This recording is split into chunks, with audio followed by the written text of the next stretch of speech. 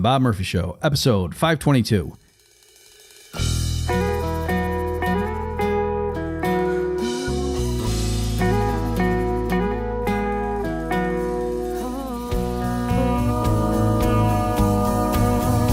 There's a tidal wave coming. What you gonna do? Get ready for another episode of The Bob Murphy Show, the podcast promoting free markets, free minds, and grateful souls.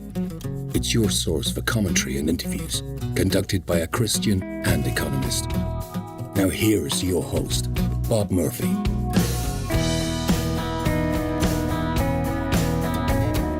Hey everybody, welcome back to The Bob Murphy Show. Today I'm speaking with Jim Bovard, who, among other positions, is a senior fellow for the Libertarian Institute. He's the author of many books, most recently Last Rights, The Death of American Liberty, also Public Policy Hooligan, and Attention Deficit Democracy, as well as many others.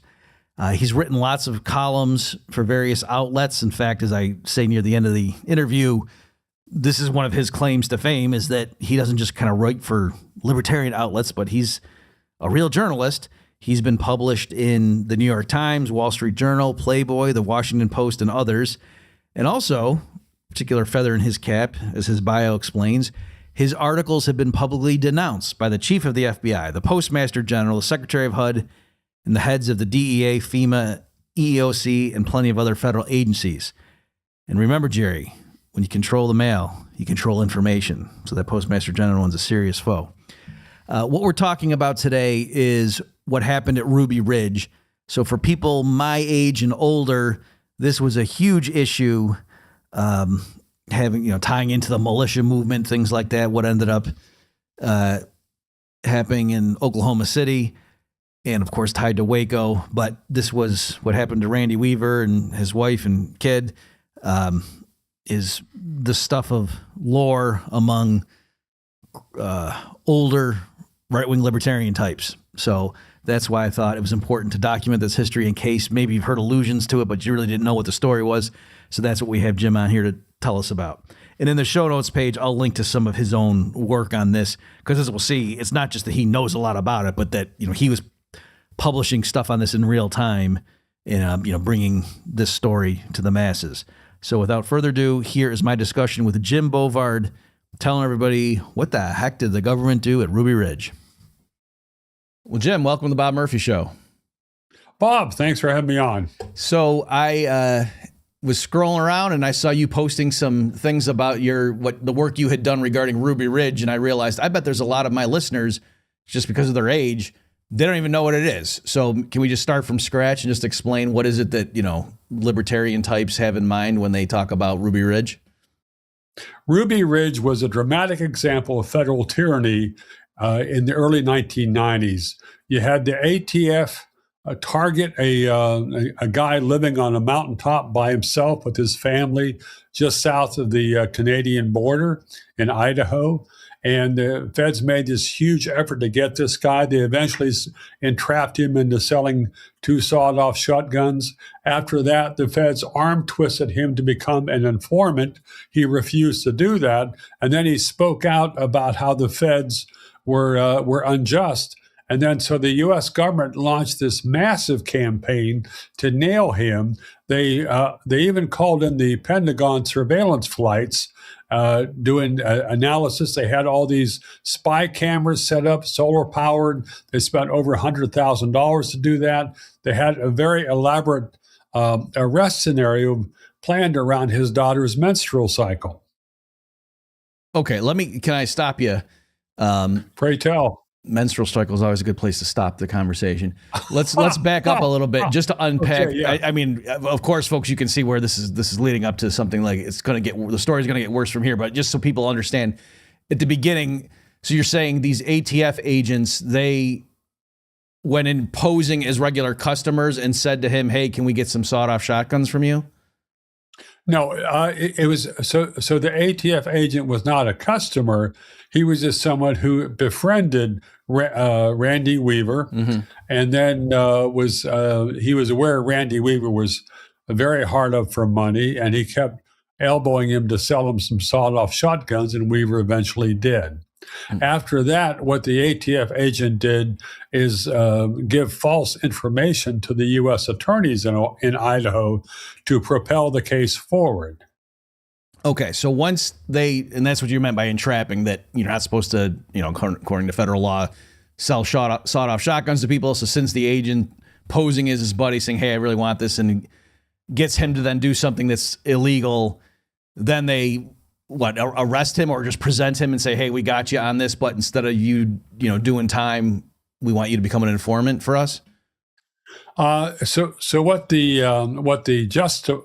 U.S. attorney did, U.S. Attorney's Office, was send Randy Weaver the wrong date for his court appearance. Mm-hmm.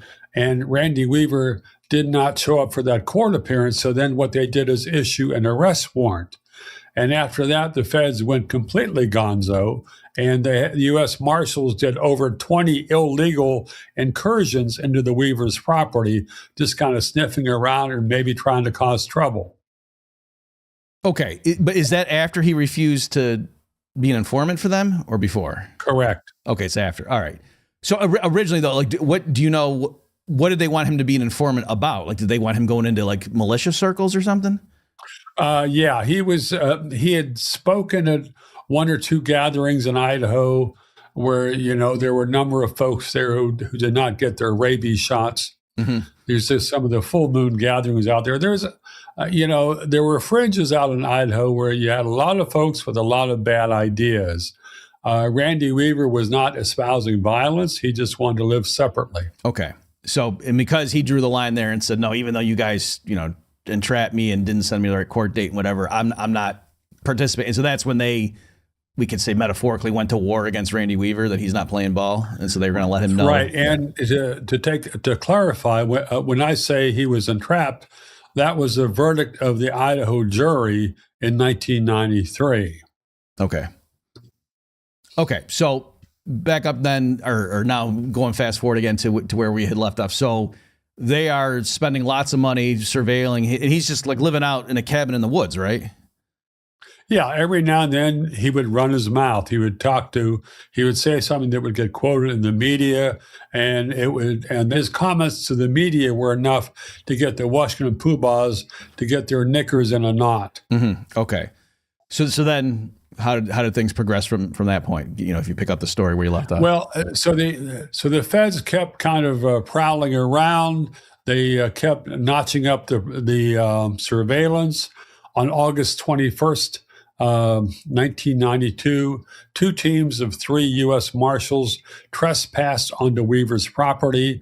They were basically wearing ninja outfits. They had submachine guns. And there was one team of 3 that taunted the family's dog, and then the dog started barking. And then Randy Weaver's 14-year-old son, Sammy Weaver, came out, along with a 25-year-old family friend called Kevin Harris. And the two of them came out to see what the dog was barking at. And then the dog started chasing the U.S. Marshals, and then one of the U.S. Marshals turned around and killed the dog. Mm-hmm. That was the first shot of the conflict that day. Okay. And do you know were they there to try to arrest him at that point, or were they just kind of surveilling? That's a good question. I don't know if it's clear. I don't think that they intended to arrest that day, but they were just kind of doing all these incursions and all this mischief making. And but it was the U.S. Marshals who fired first. Mm-hmm. And started out killing the boy's dog. And I don't know how much time that you've spent in redneck circles, but you kill somebody's dog, you're going to have trouble. And at this point, would the kid would he know who these people were? He just hears his dog barking and goes out and knows there's guys running around. No, I mean, yeah. These are guys who are running away, and then they basically hid in the bushes and behind trees, and then started shooting. Okay, so then what happens? There was an exchange of gunfire. A U.S. Marshal who had fired 6 or 7 shots got shot and killed. And then Randy Weaver was calling for his son to come back. His 14-year-old son had left the scene and was going back, and then a U.S. Marshal shot him, the boy, in the back and killed him. So was it the 14-year-old that shot and killed the marshal? No, it was probably the 25-year-old family friend. Okay, so just to make sure I'm getting the play-by-play, the dog's running and chasing these guys. One of them turns around and shoots the dog. So now Weaver's son and his 25-year-old buddy just know there's guys in the woods that just killed my dog. And so they start shooting, and then you believe it was the 25-year-old hit one of the marshals and killed him? Right. Yeah, that's my understanding. And what the jury found on that was it was self-defense because the marshals fired first. Right. Okay. But there was, it was not simply a conflict of folks in the woods, because these are federal agents. They had camouflage, they had ninja-type masks, and they had submachine guns. Mm-hmm. So the feds were armed far more heavily than were Kevin Harris and Sammy Weaver. Okay, and so then they're exchanging gunfire. The 14-year-old turns around to run back to the cabin and gets shot in the back and killed? Correct. Okay, so then what happens? Then what happens is that the U.S. Marshals fed a line of BS to the FBI and the Justice Department. The Marshals claimed they'd been ambushed. The Marshals had this, huge story of their conflict with the boy and Kevin Harris, and the Marshals' false statements made the FBI think that it was the Weavers who were attacking federal agents without provocation and doing it like there was some dire terrorist-type threat. And that was what helped propel the FBI to send their snipers in the next day with orders, if you see them, shoot them on sight without any warning. Do you, and maybe you don't know the answers, but so the 14-year-old kid is like on the ground dead. Like, what did Randy Weaver call the police and say someone just shot my son? Like, do you know what? He wasn't that naive. Okay. No, I mean, it was pretty obviously federal agents who were doing that. And I don't know. I don't know the exact sequence on that. But no, it was not like it was at Waco, where you had the number 2 guy, Wayne, a black guy who was a Harvard Law grad, if memory serves, calling the local police right. when the ATF helicopters started shooting down into the people at the Branch Davidian home. Mm-hmm. No, I mean, this was, I don't even know if Randy Weaver had a telephone. Okay. So, I mean, that's why I was, because I was thinking of Waco. That's why I was just wondering, like, just in general. Yeah. No. Okay. I mean, there was David Koresh and his top people had very good relations with local law enforcement. Mm-hmm. That was not the case with Randy Weaver, but Randy Weaver was not out there attacking people. Right. So he's like, might call him a separatist or something. So he's just sitting in his cat, and then, so he's just holed up, like thinking, okay, they just killed my kid, and now he's just waiting to see what's coming next. Like, is that? I guess you could put it that way. Yeah. Okay. Did the 25-year-old, did he retreat into the cabin, do you know, or did he just run away? Yes. Okay. Yes. He fell back. He might have brought the boy's body with him. I don't know, because the boy's body was taken to the shed next to the cabin where the Weavers lived. Okay. So then the surviving marshals go back and tell the FBI, yeah, we were just minding our own business out there, and these guys started attacking us, these crazy militia guys, and the FBI comes in, and so then what happens? FBI sniper team, the so-called hostage rescue team, the same guys that saved all the children at Waco, were put in place. And within 1 hour of the snipers being put in place, every adult in the cabin had been badly wounded or killed. Okay. Randy Weaver stepped out of the cabin to go and visit his son's body in the shed. And at that point, Lon Horiuch, an FBI sniper, 200 yards away with a high-power rifle with a great scope, shot him in the back. But Weaver survived, and he struggled back into his cabin. And his wife was by the cabin door holding their 10-month-old baby. And then the FBI sniper shot her in the head and basically blew her head off. And that bullet passed through her skull and then wounded Kevin Harris. Okay. Did the baby, was the baby okay? Well, I guess, yeah. I mean, the baby was not wounded by the shot, but it's a bad day for the baby. The mother's holding it, and the mother gets slain by a FBI sniper. It's what I'm saying, like, did the baby survive that incident? And okay, so then, all right, I guess what happened after that? Well, so the FBI basically put out a lot of false information and misled the public and did not admit that they had killed Vicki Weaver. And so the FBI, prior to the killing of Vicki Weaver, the FBI gave no warning and did not give them a chance to surrender. Mm-hmm. They were hiding. Their snipers were hiding in the woods 200 yards away and opened fire.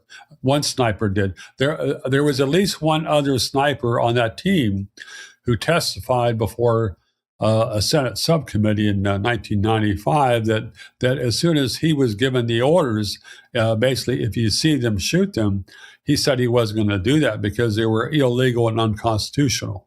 Mm-hmm. So there may have been other snipers there who said, hey, this is bull. We're not going to be killing people just because somebody in Washington gave us an order. So, at some point in the siege, the FBI finally. So there were all kinds of things which the FBI did. The FBI knew that they had killed Vicki Weaver, but they would taunt the survivors and the family that were under siege with this loudspeaker. Mrs. Weaver, did you have pancakes for breakfast? We had pancakes for breakfast. They were very good. So, you got these children there and you got their dead mother and, you got the FBI just kind of yanking them around. Oh, so Jim, just so I understand. So at this point, Randy Weaver's still alive and he crawled back in after because he had been shot, and the 25-year-old took a bullet too, you said? But he's still alive. And then, so they're in the cabin, his 14-year-old kid who was killed like the day before is like out by the shed still. And now his wife is dead, like either on the front porch. 14-year-old kid. The 14-year-old kid was not resurrected. He's still in the shed. Yeah. Okay. And then, so who else? Are there other kids? And there's the baby. And then are there other children? There are at least two other kids there. Okay. So two other kids plus the baby. Okay. So they're all holed up, in the cabin. And now the FBI still is doing the scene. And now they're doing psychological warfare because this is still an active. Well, I mean, that's a nice term for it. But so at some point, the FBI decided to make a surrender demand after they had killed Vicki Weaver, after they had shot the Kevin and Randy, but what the FBI did perfectly expressed the FBI's attitude that day. So the FBI sent this robot up to near the cabin with a speaker telling them to come out and surrender. Mm-hmm. But in the robot's hand was a double-barreled shotgun that was pointed at the door. So, it really wasn't inviting. So, but after a certain number of days, there was a Bo Greitz, Vietnam War hero, who was trusted by the Weavers, trusted by Randy Weaver, was able to work out a surrender deal in which they surrendered. They were taken in. Randy and Kevin Harris were taken into custody and charged with, I think, murder and a bunch of other things. So, Jim, can I just stop you? So, in other words, the FBI brought this other guy in that they knew Randy Weaver trusts this guy, and that guy with the bullhorn said, "Hey, Randy, we gotta get you guys out of here. You gotta just surrender." I don't recall the exact mechanics, mm-hmm. but one thing that's very interesting here is that the FBI and the Justice Department were starting to sweat bullets because word had gotten out that the FBI, that the feds had killed Sammy, the feds had killed Vicky, and you had a lot of people there in Idaho who were not fond of the federal authorities. So you had more and more people coming to the site, and there was a broad circle area, a radius that the feds had surrounded the Weavers, but there were more and more people coming to surround the feds. Okay. So this is an ongoing situation that's drawing public attention, and people are showing up. And drawing public attention is one way to put it. But these guys in the mountains of Idaho, I would not want to make them angry. Mm-hmm. So and the feds were there, and the feds were seen as invaders and killers. Okay. And so then again, the guy who Randy Weaver knew was brought in, and we don't know exact mechanics, but in some capacity got them to come out and surrender, and then they were taken into custody? Taken into federal custody, yeah. Okay, and so then what happened after that? There was a trial? Yeah, there was a trial, and it's funny because the Justice Department thought it would be a slam dunk. They had swallowed some of their own propaganda, but it was an Idaho jury, and it was a federal judge who, after the trial, issued a long statement of how the FBI had fabricated evidence and trampled justice and due process in this case.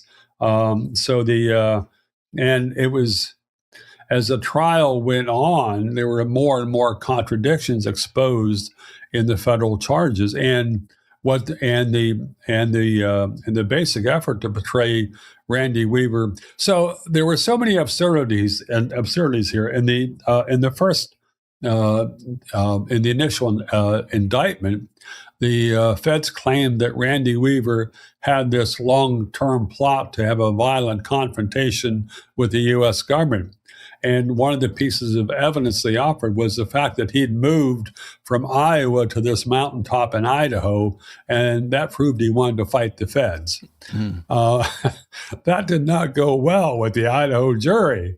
As someone who was raised in Iowa, I hope I'm not under suspicion. I'm under enough suspicion already, but there were a lot of charges that the government made. So here's an example of that. What the U.S. federal prosecutors told the grand jury in the case was that Vicki Weaver had been killed after she was out in the front yard shooting at FBI helicopters. And, she was in the cabin holding her baby. And it was, that was such a brazen falsehood. Even a Justice Department task force called it out as being, as a stark example of how the U.S. attorneys had just tried to defraud, everybody in court. Mm-hmm. Do you remember, Jim? Like how did that come out? Like, what was it? Other agents there that said no, she was standing in the doorway, or how did the truth come out? Well, I mean, it came out in the trial because the government was making claims, and there were some very talented defense attorneys, including Jerry Spence, David Nevin, Chuck Peterson, and they just went through and shot down the federal claims one by one. But Bo Greitz had some great comments because he had seen some of the profiles that the FBI had done of Vicki Weaver, and from what he said, it indicated the FBI wanted Vicki Weaver taken out. And there was other evidence to infer that Vicki Weaver was intentionally killed by the FBI. Okay, so then what was the result of those trials? Were they acquitted? Almost all the charges were ended in acquittal. There were one or two minor charges, but I mean, Randy Weaver and Kevin Harris had been locked up, and it was time served or something to the effect. And it was interesting because there was it was a bombshell when the Idaho jury said that the Justice Department and the FBI had done wrong, basically, because that almost never happened in these kind of FBI cases. You know, the FBI just come in and they look all proper and polished, and they've got the haircuts, and they've been coached in how to testify. And people watch too many FBI programs on TV, and they're very deferential. Idaho was different. There was a jury foreman there in Idaho. I forgot the gentleman's name, but he was heroic, and he helped hold the ground and prevent the other jurors from being swayed by the federal BS in this case. Let's take a break from the action, folks, for me to remind you, if you like what you're hearing on The Bob Murphy Show, and come on, is there really another podcast like this out there? I don't think so. If you like what you hear, I encourage you to support it. Go to bobmurphyshow.com/contribute. Every little bit helps. I really appreciate it. bobmurphyshow.com/contribute. All right, let's get back to the show. Okay, can you maybe now pivot to, well, do you remember at the time, can you give a sense of like how much was this on the national radar? Like I remember Waco, like I remember where I was, like I was, a kid working in the grocery store, and I remember we were talking about it when the siege was occurring. Ruby Ridge, I don't remember me knowing about that in like real time. I was just sort of a thing like a little bit after when the libertarian types I would read who would talk about, the shocking things that happened at Ruby Ridge. Do you know, like, was that like a national story when that happened? It was a bit of a national story.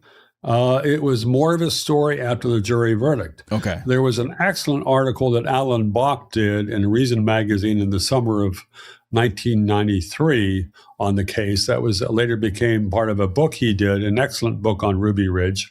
But there was there was a lot of Ruby Ridge got traction in part because of what the hostage rescue team did at Waco after they finished their victory lap there at Ruby Ridge. You had some of the same people on there at Waco, and there are allegations that they shot people there at Waco as well as at Ruby Ridge. After the Oklahoma, so there were Justice Department investigations. There was a task force that after that jury defeat, a huge shock for the Justice Department, a task force was appointed, and the task force produced a 542-page report on how the justice had basically been trampled, and the officials had acted wrongly, unconstitutionally, maybe, and that the calling for a prosecution of Lon Horiuchi, the sniper, and other people as well. But the Justice Department kept that secret. So flash forward to January 1995, the FBI Chief Louis Freeh does a press conference and basically absolves all the FBI officials of almost any major wrongdoing. And he was talking about how it was basically that the FBI was one of their finest hours, and they were under such deadly peril from they're hiding in the woods 200 yards away, but you might have these people with a Ruger Mini 14. Oh my God, like it's a nuclear weapon. So, but Louis Freeh's declaration on that provided a hook for me to write a story for Wall Street Journal entitled "No Accountability at the FBI," that kind of laid out some of the most brazen abuses and lies in the case, and also some of the evidence that Vicki Weaver may have been killed intentionally. Okay, so this is kind of answering, because before when you were saying, oh yeah, like there was the write-up in Reason, that was kind of my point. Like I know in our circles, this was a huge issue, but I was going to then follow up and say, like, but was it on, 60 Minutes or something? So your piece in the Wall Street Journal, was that like, were you one of the first to like break that to in a major outlet like that, this story? I think I was the first person in a major outlet to lay out the case that it may have been murder instead of just an accidental happenstance where the FBI sniper just coincidentally blows the mother's head off as she's holding her baby by the cabin door. I think that my article made the FBI look like they had done far worse abuses than what had been previously admitted. And the FBI chief had a very angry counterattack on that that the Wall Street Journal published a few weeks later. And when that came out, I had people calling me up and saying, well, it's been nice knowing you because we don't expect you to be around very long. And I said, I'm still here. Yeah. So let me ask you, Jim, were you surprised that the Wall Street Journal ran that? And also, do you remember, did they make you tone it down or anything? Do you have any recollection of how that went? I don't recall toning it down. There have been other stories that I did later on Ruby Ridge that I had to do that. But there's an irony here and the editor who gave me the green light to do the story was David Brooks, who's now was an eminent New York Times columnist and one of the favorite pundits for liberals and PBS and people that think properly. But at that point, David Brooks was willing to give me news hole to go after the FBI and, raise questions about was it an accident or was it homicide? And then what was obviously the FBI, as you say, wasn't happy with your article, but, at the time when that thing first dropped, your piece, were people geez, we didn't know that. Thanks for letting us know. Or was it more like, come on, that's crazy. They wouldn't do that. No. There were lots of folks who were very happy to see my piece. There are a lot of people that were surprised by the information. There were a lot of other folks who were just happy to see a piece with that slant in a national publication, one of the largest circulation papers in the country. I think the Wall Street Journal had a lot more influence then than it does now. Newspapers had a lot more influence in the 1990s. A lot of that has been passed on to the internet or wherever. So it caused a ruckus. But it was interesting because,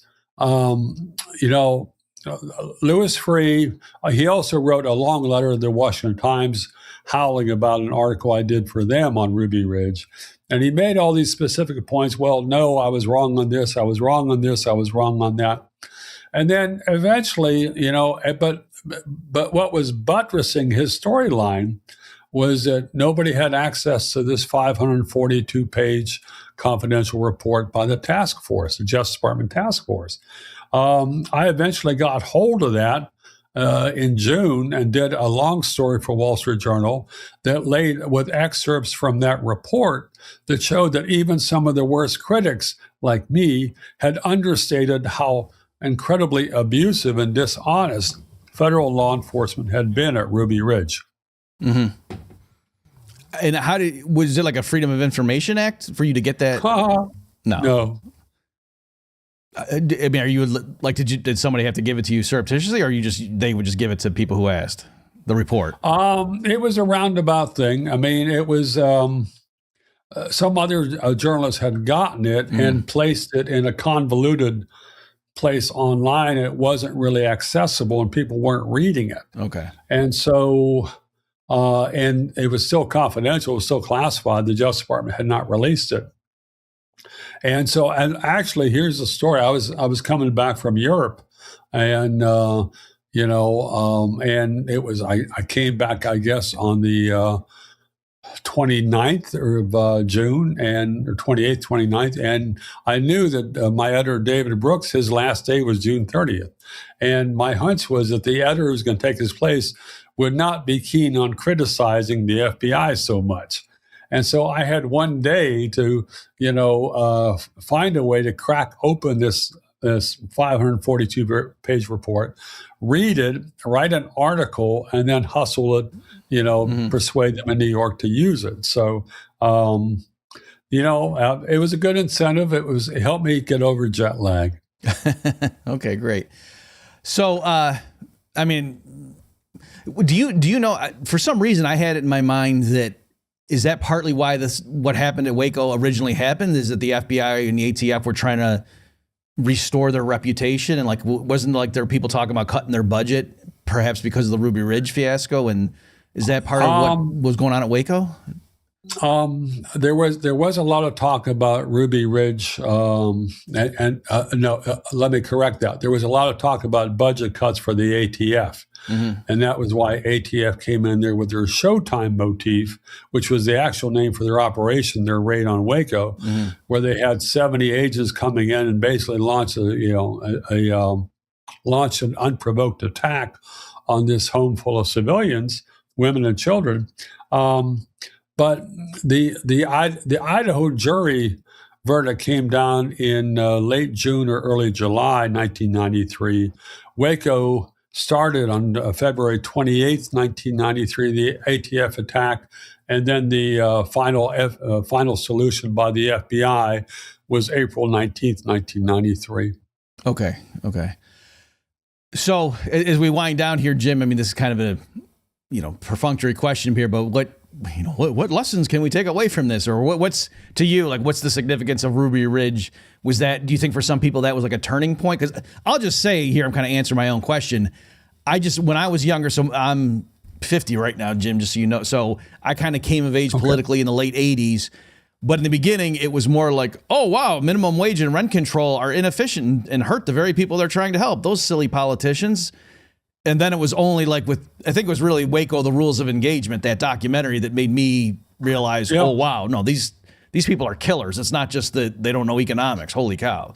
So do you know, for some people, was Ruby Ridge like the tipping point in terms of them thinking? Oh, for a huge number of people, it was a tipping point. And there was, it has percolated in American culture.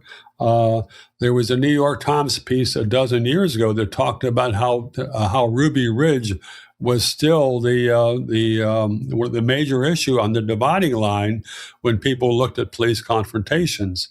And I've been writing about it ever since. I did a story for USA Today, 2015, talking about Ruby Ridge, and the headline was "End Federal Agents License to Kill." So there was a story I did in 2022 on Ruby Ridge, on, I guess, was it the 30th anniversary? And it was talking about how there was a survey out that showed that 53% of people in one poll thought the FBI was Joe Biden's personal Gestapo, and my story talked about how Ruby Ridge helped persuade a lot of people that the FBI was some grave danger. And the most amusing thing about that story, that New York Post piece, was who it was who chose to do a retweet of it. Who was that? Donald Trump. Oh. And it was funny because that was just after the FBI had done their raid at Mar-a-Lago, which was a huge abuse. Trump should be held liable for breaking the law, but how the FBI did that, how it was arranged, the PR stuff. Anyhow. Okay. Yeah, but it's Ruby Ridge is a great lesson. Part of it was when an Idaho prosecutor sought to bring charges against Lon Horiuchi in the late 1990s. The Clinton administration Justice Department basically said that there are things that a private citizen could do that would be illegal, but it's okay when a federal agent does it. And the Justice Department insisted that the supremacy clause of the Constitution basically blocked state and local governments from prosecuting federal agents who killed private citizens. And so this is a huge exemption to the rule of law. And it makes a mockery of equal justice under the law. You have equal justice unless you get killed by a federal agent, and then it's like, too bad. Yeah. Okay, well, we have to wrap it up there, Jim. Can you tell people who are interested in your perspective, like where can they go now to get more of your work? Yeah, jimbovard.com. I've got, I guess, 11 or 12 books out. You can find those on that jimbovard.com or amazon.com. I've got a blog. I write for a bunch of different places. Done a lot for USA Today, New York Post, Libertarian Institute, Future Freedom Foundation, Mises Institute, and other places. Did a lot in the past for Wall Street Journal and places like that. Yeah, you're one of my favorite columnists because you have the moniker that like you're a real journalist that gets our views out there. You're not just like writing for our websites and our internal publications. So it's I try. It's a hard fight. Yeah, and I've got a lot of enemies. There was a story I did a few years ago about how the Justice Department pressured USA Today to stop publishing my columns. So, but that's a different story. Okay. Well, thanks, Jim, for your time today to come share what happened with Ruby Ridge and just for all the work you've been doing over the years. Hey, thanks for your kind words. Thanks, everybody, for tuning in. See you next time. You've just experienced another episode of The Bob Murphy Show, the podcast promoting free markets, free minds, and grateful souls. For more information and to subscribe to this podcast, visit bobmurphyshow.com.